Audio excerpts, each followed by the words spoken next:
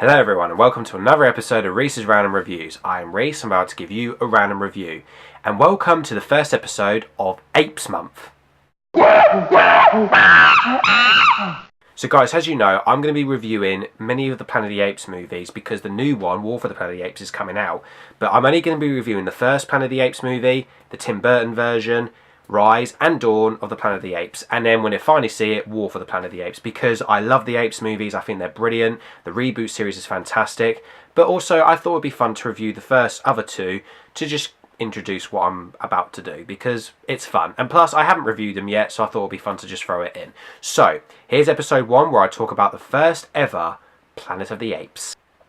So Planet of the Apes was released in 1968, and it tells a story about 3 astronauts, one of them played by Charles Heston, who crash lands on a very mysterious planet after going into, is it hibernation for a while? And when they wake up, they realise they're on a strange planet, they don't know where they are, and then all of a sudden, later on in the film, apes that actually are a huge civilization start to kidnap the astronauts, kill 2 of them, and just kidnap Charles Heston.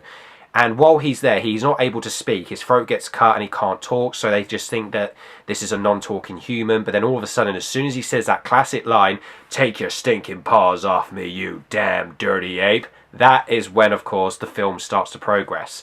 And, of course, where Charles Heston is then in trouble with the apes. Some apes start to team up with him, some apes don't. And it's kind of like a huge war thing going on.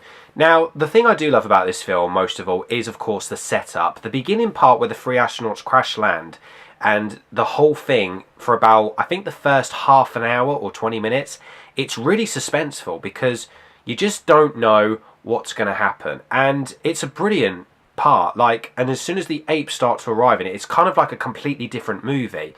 But I kind of love that. I kind of love how 1 minute it was setting up to something very suspenseful, and then finally it gets into it. Once the apes do start to get into the movie, it does start to get really more interesting, and then of course as soon as Charles Heston starts speaking, it again then turns into a bit of a different movie. It's kind of like there's 3 or 4 parts of this movie where they sort of split it into different stages. But saying that, it's a very great watchable film. I also love the makeup in this film. The makeup is incredible, especially for a film that was released in 1968, because the makeup on the actors is incredible, especially when they have to show human emotions, when they try and speak.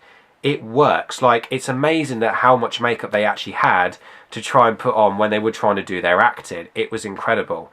And this film also does have watchable dragged out scenes. The scenes are dragged, as many films that were back in the 60s, but they're watchable dragged out scenes. This is honestly a very entertaining film. It's a great blockbuster.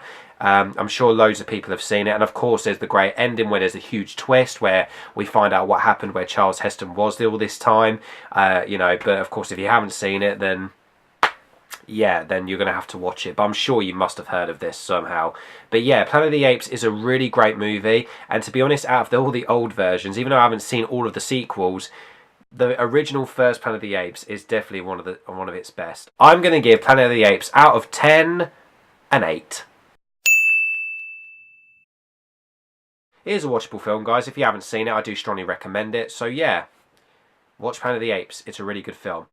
So guys, don't forget that Apes Month is continuing into July until I see the latest one, War for the Planet of the Apes, which comes out on July 11th. And the next episode of Apes Month, I'll be reviewing Tim Burton's Planet of the Apes. So guys, look forward to seeing that, because that'll be coming very soon. And also guys, thank you so much again for watching my videos and subscribing me. I can't believe that I'm almost up to 200. Come on guys, get me to 200. I'm so excited. Thank you so much guys, you guys are the best. Thank you. And I've got more great videos coming. I've got another film project on the way, still making my movie, and Apes Month is continuing this month. So I am Reese, and I have just given you another random review.